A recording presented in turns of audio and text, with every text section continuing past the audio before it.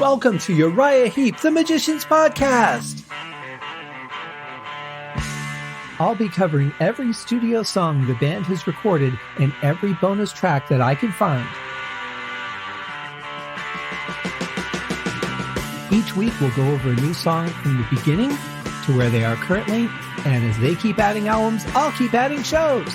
Let the deep dive party begin.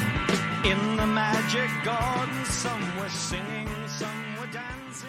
Hello and welcome to another episode of Uriah Heep, the Magician's Podcast. I am your host, Scott Haskin, bringing you this fan-based but band-endorsed podcast, coming to you from the state of Nevada in the town of Las Vegas, our humble little city. So this song is also from 10 Miles High, and it is called Your Love.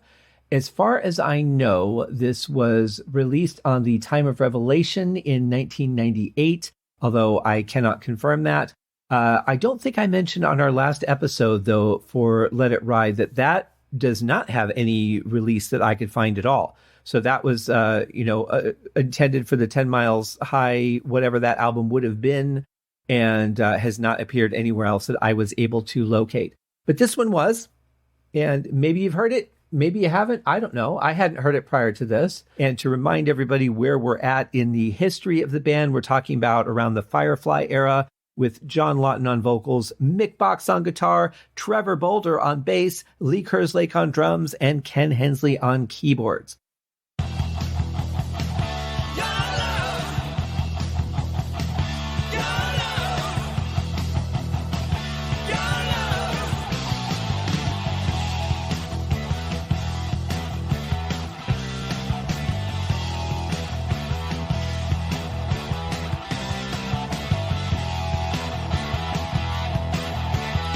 So I think this is probably closer to the music that I'm familiar with during this era of the band. This has a good energy to it. It's a great riff. It's nice and heavy. I really like that. Starting off with some vocals pre-verse, which is not uncommon in the Lawton era, but it reminds me a little bit of a faster version of Feelings. I think it's some of the transitions, the quick bass drum hi-hat combinations. Something about the rhythm of it really reminds me of Feelings, just faster. But it's got a good sound to it. I like that chunky guitar. It feels like it's got some heaviness to it. If this had a good proper mix, I would imagine that this would feel like really powerful in your chest. And that's where some good rock and roll should feel powerful.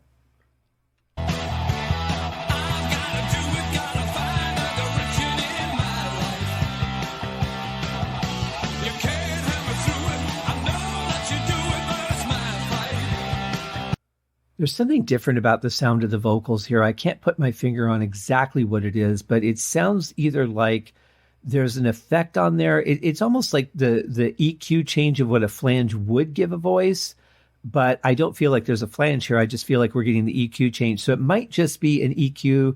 There's something, maybe it was doubled and it created a strange effect. I'm not sure, but there's something a little bit different about the vocals than we've heard on the rest of the songs, just in the sonic quality of it.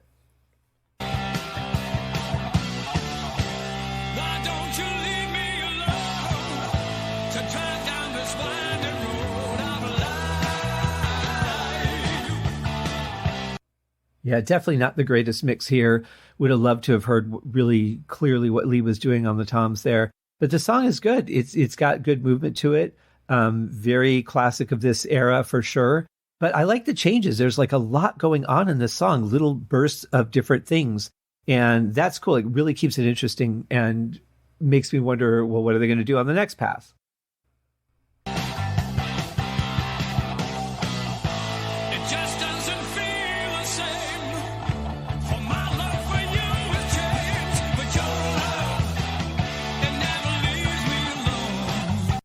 Yeah, see what I mean? There's a whole nother change there. This is a cool song. It's just full of surprises.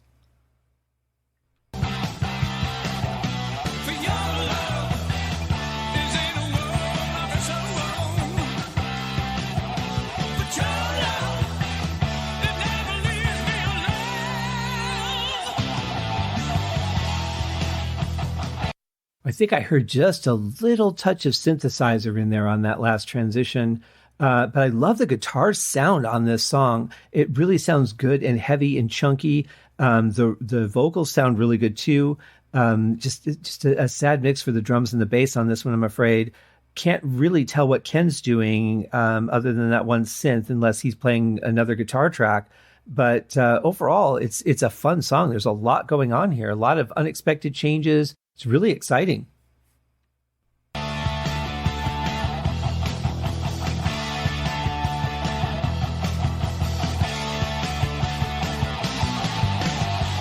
Well, I spoke too soon, because as soon as I said I couldn't tell what Ken was doing, I am hearing a Hammond, but it's so far in the background that it's barely affecting anything, which is a shame, because I could tell that what he's playing, it would sound powerful. It was more upfront in the mix.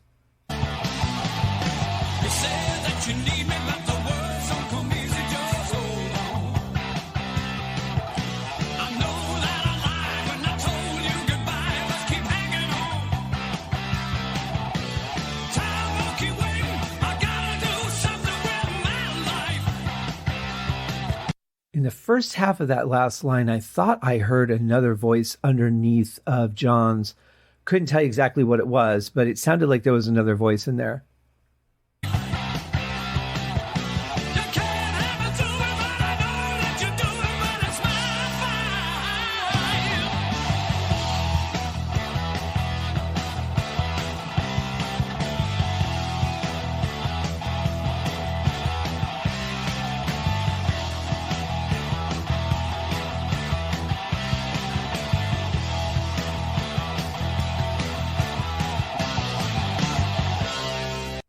Yeah, I don't know about you guys, but it still has a familiarity to the song Feelings for me.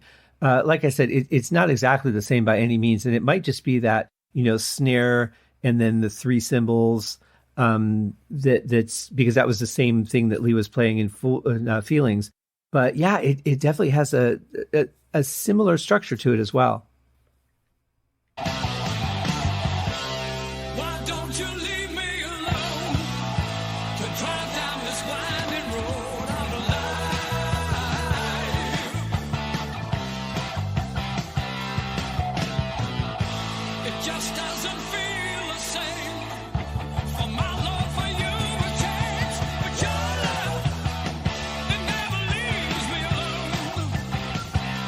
That was a nice return back to the chorus. I'm telling you, these guys were just the masters of transition in this era.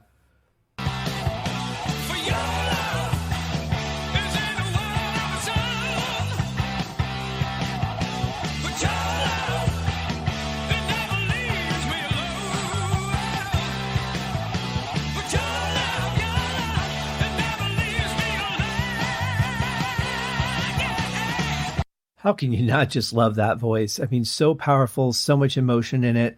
He brings it on every single song.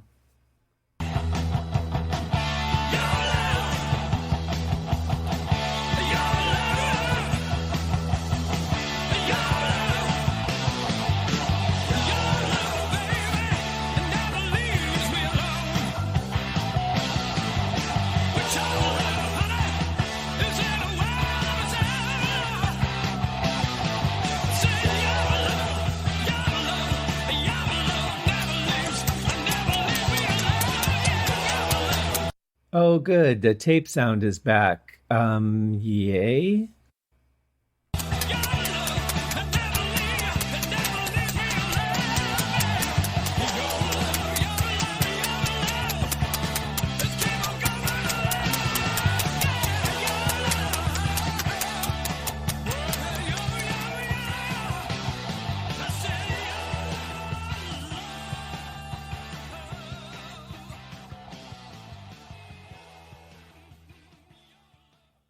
I mean, at least if it was in sync with the song, it wouldn't be so bad. But that tape thing's really crazy. This is one of those ones that I feel is kind of like a party that just fades into the night. But I don't know, the last minute, there really wasn't anything new. I definitely felt the lack of presence of a solo in this one. There was definitely places for it, but whether that track was muted, whether it was never recorded, who knows? That's anybody's guess. But it's a cool song.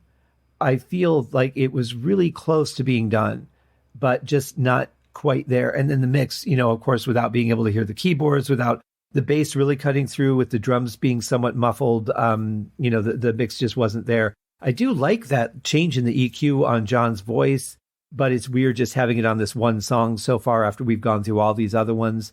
So I don't know, this album definitely would have needed some better mixing before it was released. Right now, even though, just thinking about it from a producer standpoint, it's really a strange collection of songs. I mean, you've got a couple songs that are basically country, and then, a song like this, and then some blues stuff on it. It would have definitely been an interesting collection of songs for sure. And maybe there would have been different choices of what made it on the album and what didn't. Maybe they would have said, you know what, we're going to have to drop these 2 songs because they don't work, and we're going to have to write 2 more before we release the album. And then we would have had 2 other Uriah Heep songs.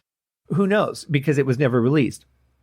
But just listening to the collection as it is, from all the songs that we've heard so far, between the ones I did, that like Feelings, that actually had songs that I covered, the 10 Miles High version when I did that song, and these additional tracks, I don't know, it really would have been a different album. And I don't know that it would have been released this way. I can't say for sure that this isn't part of why it wasn't. I would have thought, after spending all that money in the studio, that the record company would have said, well, you're going to release something, even if you have to write new material and record a couple more songs. I would have thought that the record company would have been pushing for that, having spent the money on the sessions. So I don't know. The whole thing's really weird. I know that the timing of changing of members had a lot to do with it, but yeah, it's definitely an interesting album. There's good songs on it. It's just, how well do they fit together as a cohesive album would be my question. But we're going to continue our journey. We've got a couple more to go before we're done with these songs from this 10 Miles High bootleg. And we'll be back tomorrow to tackle another one. Have a great night, guys. Cheers. Thank you for joining me on this episode of Uriah Heep, the Magicians Podcast. If you have enjoyed this show, please consider going over to Apple Podcasts or your favorite podcast outlet, leaving a rating or a review. Be sure to subscribe to make sure that you are notified when new episodes are available. Please be sure to share this podcast with your fellow Uriah Heep enthusiasts and anyone who you think would like Uriah Heep, which should be everyone. And if you are so inclined, please feel free to contribute to the Patreon account. And if you are not a Patreon subscriber, you can also pay through the PayPal link on the website listed in the show links below. I would also like to thank Uriah Heep for their very generous support of the show, and thank you guys for listening. We'll see you in the next episode. Happy days!